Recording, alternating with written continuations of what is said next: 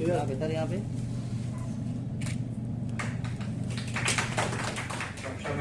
Side में इस side से बनाइए, इसी साइड से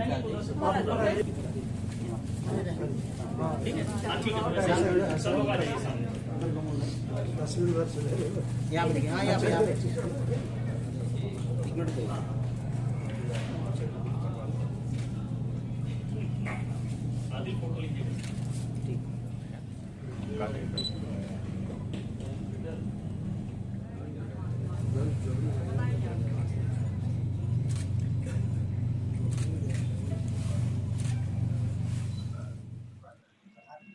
ख्वाजा इकरामुद्दीन साहब, आप दिल्ली से एक बस में तशरीफ यहाँ पर गोरखपुर लाए हुए हैं।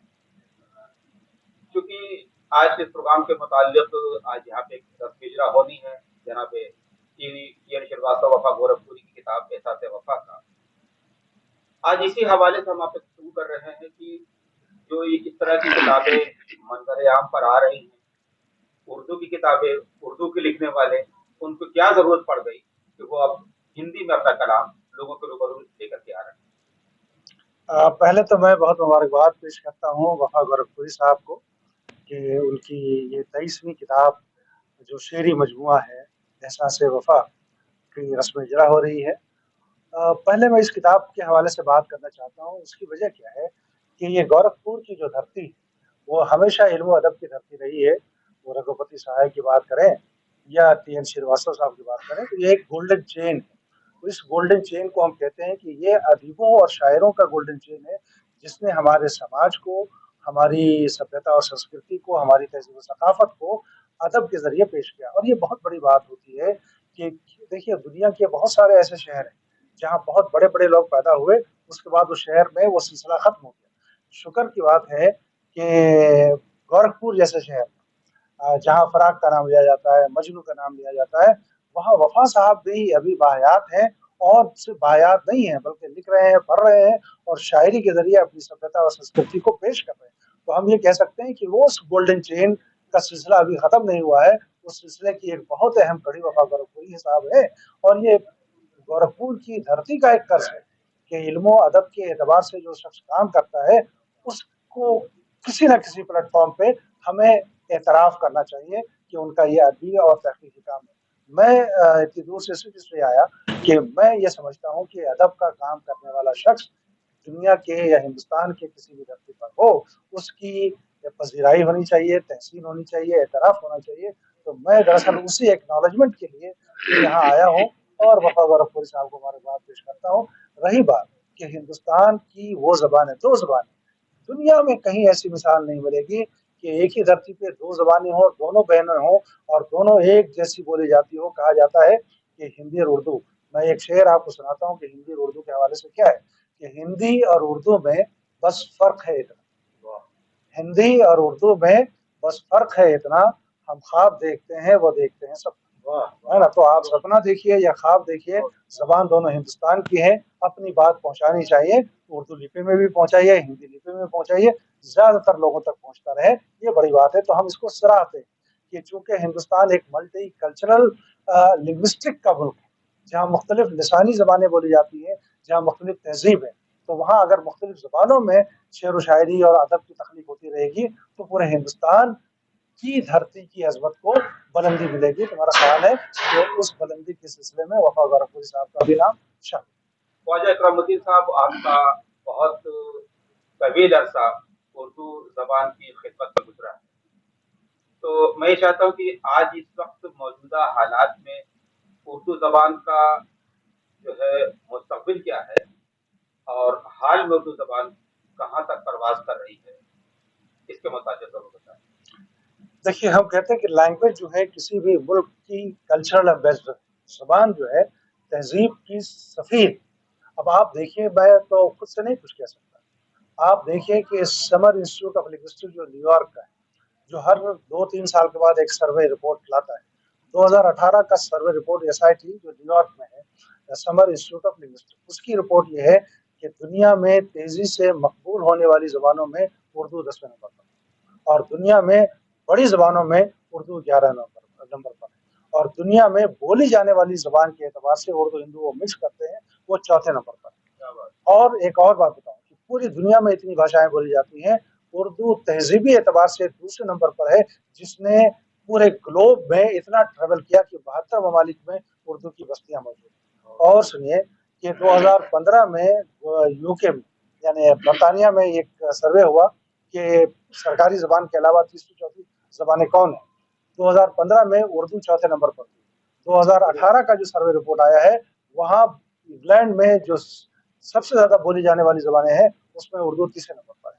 और कोई ऐसी जबान नहीं है जहां दूसरी जबानें सेकंड लैंग्वेज में हो।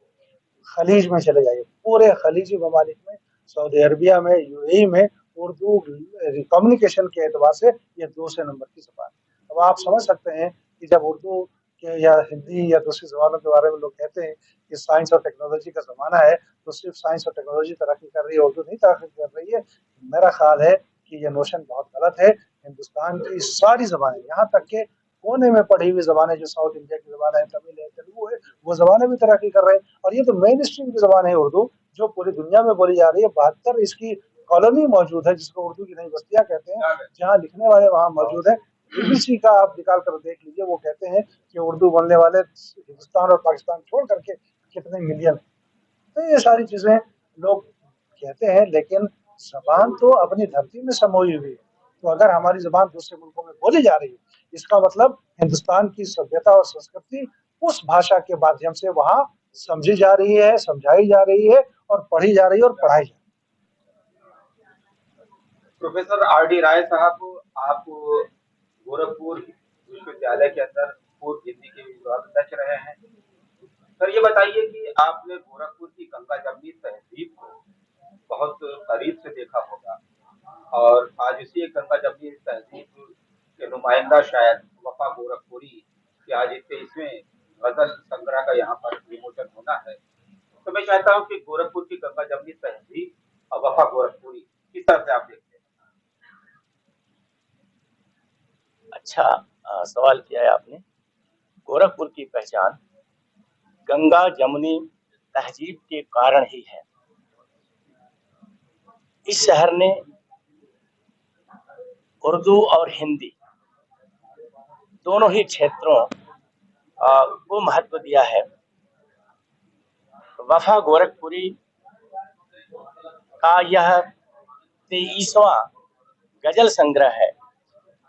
इससे पहले आए हुए 22 संग्रहों को भी मैंने देखा है, पढ़ा है, और पूरे विश्वास के साथ मैं कह सकता हूँ कि फिराक गोरखपुरी के बाद वफा गोरखपुरी ने अपनी पहचान बनाई है। आगे चलकर ऐसा कोई प्रश्न खड़ा होगा या ऐसा कोई इतिहास लिखा जाएगा कि गोरखपुर के दो महत्वपूर्ण उर्दू शायरों का नाम बतलाइए, तो निश्चित रूप से फिराक साहब के बाद वफा गोरखपुरी का नाम लिया जाएगा। हिंदी और उर्दू या कि उर्दू और हिंदी की बात उठी है अभी, मैं ये कहना चाहता हूँ इस अवसर पर, दोनों में भेद नहीं है। अभी पहले डॉक्टर साहब ने बतलाया, दिल्ली से आए हुए हैं, कि उर्दू और हिंदी दोनों बहनें हैं। मैं कहना चाहता हूँ कि दोनों सगी बहनें। उर्दू ने हिंदी को आगे बढ़ाया है और हिंदी ने उर्दू को आगे बढ़ाया है। अपने भारतीय संविधान में भी 22 भाषाएं हैं। 8वीं अनुसूची में उर्दू भी एक है। उर्दू एक महत्वपूर्ण भाषा है, बहुत प्रभावशाली भाषा है। कई बार हिंदी की वकालत करते हुए हिंदी के विद्वान या कि हम सभी लोग कह बैठते हैं, उर्दू को लेकर प्रश्न खड़ा करते हैं, लेकिन ठीक से देखा जाए, बिना उर्दू की शब्दावली के, बिना उर्दू के विशेषणों के हिंदी थोड़ी दयनीय नजर आती है। और जब उसमें उर्दू की शब्दावली आ जाती है, उर्दू का प्रवेश, उर्दू को प्रवेश मिल जाता है, तो हिंदी और प्रभावशाली हो जाती है। पूरे संसार में 2797 भाषाएं हैं। 2797 भाषाएं, 3 कम 2800। और उनमें भी कहा जाता है और सर्वेक्षण निकलकर सामने आया है कि 13 भाषाएं महत्वपूर्ण हैं दुनिया के स्तर पर। उन 13 भाषाओं में हिंदी का नाम तो आता ही आता है, सीधे उर्दू का नाम न आकर के बल्कि अरबी का नाम आता है। यानी दुनिया की 13 महत्वपूर्ण भाषाओं में अरबी का नाम और हिंदी का नाम आता है। जाहिर है उर्दू का प्रस्थान अरबी से ही हुआ है। तो उर्दू ने अपना एक महत्वपूर्ण मुकाम हासिल किया है, यह जरूर है। हिंदी वाले भी ऐसा कर रहे हैं और उर्दू के शायरों को भी चाहिए कि जो उर्दू की शास्त्रीयता है, यानी उसका जो शास्त्रीय ताना बाना है, उससे थोड़ा निकलकर लोक की जबान को लेते हुए गजल के क्षेत्र में आना चाहिए, सामने आना चाहिए। ऐसा होने से होगा यह कि हमारा महत्वपूर्ण शायर आम जन के पास तक पहुंच सकेगा, आसानी से पहुंच सकेगा। आज के अवसर पर वफा गोरखपुर साहब को मैं बधाई देना चाहता हूं इस महत्वपूर्ण कृत्य के लिए। और अभी बातचीत में जानकारी मिली है मुझे कि वफा साहब 77 वर्ष के हो गए हैं। मैं कहना चाहता हूं कि सर्वोत्तम और श्रेष्ठतम 75 के बाद ही आता है। मैं नहीं कहने जा रहा हूं कि 23 आ चुका है तो कहीं से कोई कमजोर है, लेकिन श्रेष्ठतम और सर्वोत्तम देने की उम्र उनकी अब आई है। हिंदी में गोस्वामी तुलसीदास ने रामचरितमानस रचा। रामचरितमानस तुलसीदास के 77वें वर्ष की उम्र में सामने आया। अब मानस के बारे में बतलाने की जरूरत नहीं, वह दुनिया का महत्वपूर्ण ग्रंथ। वैसे ही वफा साहब भी कोई एक महत्वपूर्ण ग्रंथ अब 77 के बाद लेकर हमारे सामने आएंगे। उनको बहुत बहुत बधाई। तो वफा गोरखपुरी साहब, आपका बहुत बहुत इस्तकबाल है। और जैसा कि मैं देख रहा हूँ कि 23वां गजल संग्रह आपका आ चुका है। तो आज के दौर में जब लोग कागज और कलम से अपना रिश्ता बहुत दूर कर चुके हैं, इन हालात में आप कैसे वक्त निकालते हैं जबकि आपका 23वां गजल संग्रह सामने आ चुका है एहसास वफा के शब्द में? देखिए, ऐसा है, उर्दू से मेरा शुरू से ही लगाव रहा है। मेरे वालिद साहब, वालिद तो नहीं, वालिद के वालिद साहब शायर थे। और वो जब मैं पढ़ता था, करीब BA प्रीवियस फाइनल में था, तभी वो हमको शेर सुनाते थे, वो बड़ा अच्छा लगता था।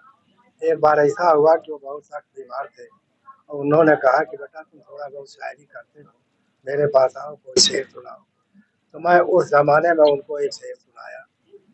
दुश्मनी से दोस्ती को हम निभाते जाएंगे, आग नफरत की हर एक दिल से बुझाते जाएंगे, और तुम हमारे राह में कांटे बिछाओ, शौक से हम तुम्हारे राह में भूखों बिछाते जाएंगे। उन्होंने कहा कि बेटा तुम्हारी शायरी में तो इंसानियत, मोहब्बत की खुलूस आ रही है, मोहब्बत की दुआ रही है, तुम शायरी सीखो और लिखना शुरू कर दो। तो उनकी बातों ने मुझे मुतासिर किया और मैं BA फाइनल में था, तो अपने तो नहीं लेकिन दूसरे की गजल पढ़ दिया। हास्यप्रद गजल को थे बद्री प्रसाद जी। तो मलिक ज़्यादा मंजूर साहब अनाउंसमेंट वो निजामत कर रहे थे, उन्होंने मन से कहा कि आप पर 420 का मुकदमा चल जाएगा। मैंने कहा, मैं बड़ा शर्मिंदा हुआ। उन्होंने कहा दूसरे की गजल आपने पढ़ दी, चोरी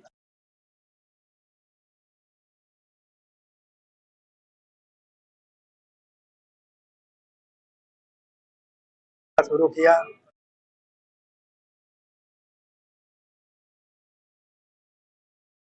सेट में था तो मंच पर किसी को नहीं बुलाया गया। मैं बलियाबी करके लिखता था, TN बलियाबी। मंच पर मुझको बुलाया गया और मैंने एक शेर पढ़ा और उस शेर पर हमको तत्कालीन चंद्रशेखर जी जो प्रधानमंत्री हुए, सोशलिस्ट पार्टी में थे, उन्होंने मुझको 30 रुपए का इनाम दिया। यहीं से मेरा मनोबल बढ़ता गया।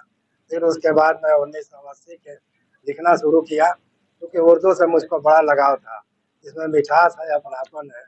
जैसे मान लीजिए कोई अगर कहे हिंदी में कि तुम तो ईद के चाँद होते जा रहे हो, नहीं, जैसे कोई कहे कि देश की आबादी में उत्तरोत्तर वृद्धि हो रही है। मैं अगर इसको उर्दू में कह दूं कि हमारे मुल्क की आबादी में इजाफा हो रहा है, देखने में भी बढ़िया, सुनने में भी, और क्या नाम है, मुख्तसर अंदाज में इसको पेश भी किया जाता है, तो हमें बड़ा अच्छा लगा। हमें कोई कवि कहता है तो हमको अच्छा नहीं लगता, उर्दू से इतना लगाव है। हमें कोई शायर कहता है तो मुझे बड़ी खुशी होती है। मुझको उर्दू ज़बान प्यारी है, इसलिए मुझको इससे यारी है। अब मैं भी उर्दू गज़ल का शायर हूँ, ऐ वफ़ा शान क्या हमारी है। मैं आज भी रिटायर्ड हो गया, लेकिन आज भी मैं लिखता हूँ। हिंदी उर्दू दोनों विधाओं में मैंने रचनाएं की है, और मेरा तो बल्कि एक ये भी है, आने वाले समय में हमारी 24वीं गजल संग्रह भी आवे, मैं लिखता रहूँ। वफा साहब, गजलें तो सबने कही हैं, बेशक। लेकिन मैंने पढ़ा है कि आपने ब्रेल लिपि में भी जो है ब्रेल कुछ कहा है, लिपि उसके बारे में बताइए। ब्रेल लिपि में हमारी 2 गज़लें हैं, हिंदुस्तान के बहुत शायरों अब वो की। किसके लिए ये भी बताइए। वो दिव्यांगों के लिए, जो उसको पढ़ सके, जो नेत्रहीन है उनके लिए गज़ल है, और जो उसको पढ़ सके ब्रेल लिपि में। तो हमारी गज़ल 2 गज़लें, जो क्या नाम है, वो संग्रह निकला था, खिदमत क्या था, तो उसमें हमारी 2 गज़लें हैं, तो उसमें ब्रेल लिपि में अंधे पढ़ते हैं। और एपीजे अब्दुल कलाम साहब ने जब आपको अवार्ड दिया, बेशक। राष्ट्रपति पुरस्कार से आप सम्मानित भी किए गए, कैसा महसूस किया उस वक्त आपने? ऐसा है, वो तो अजीब मंजर था। 18 सेकंड का समय मिलता है हाथ मिलाने का, वो प्रमाण देने का। मैं 35 सेकंड ले लिया। जब मैं गया वहाँ पर, तो मंच पर अब्दुल कलाम साहब से मैंने एक शेर पढ़ दिया। हाथ मिलाए, दे रहे थे इनाम, मैंने एक शेर पढ़ा। मैंने कहा sir, I want to recite the शेर। उन्होंने कहा यू ए पोएट आल्सो। मैंने कहा not only a poet but a शायर आल्सो। उन्होंने कहा not only a educationist but a शायर आल्सो। उन्होंने कहा हाँ बेटा पढ़ो। बगल में मंत्री जी थे, कैबिनेट मंत्री, कह रहे थे सर आपका समय हो गया। मेरा हाथ पकड़े हुए हैं, वो मेरा हाथ पकड़े हैं। मैंने कहा मैं तो कुछ भी न था, मगर मुझको आपकी दृष्टि ने किया ऊंचा, और हौसला आपने जो मुझको दिया, मैं वफा और हो गया ऊंचा। कलाम साहब भी मेरा हाथ नहीं छोड़ रहे हैं। अजीब मंजर था। 35-40 सेकंड में ले लिया, और यही था। वो शेर इतना अपील किया, मेरा फोटोग्राफ मक्का मदीना में कलाम साहब के साथ लगा है। भाई से फख्र की बात है, उर्दू पूरा देश विदेश के पत्रकार आते हैं, और मेरा मक्का मदीना में भी कलाम साहब के साथ मेरा फोटो लगा है। तो उर्दू से लगाव है, आज भी मैं लिखता हूँ, लिखता रहूँ।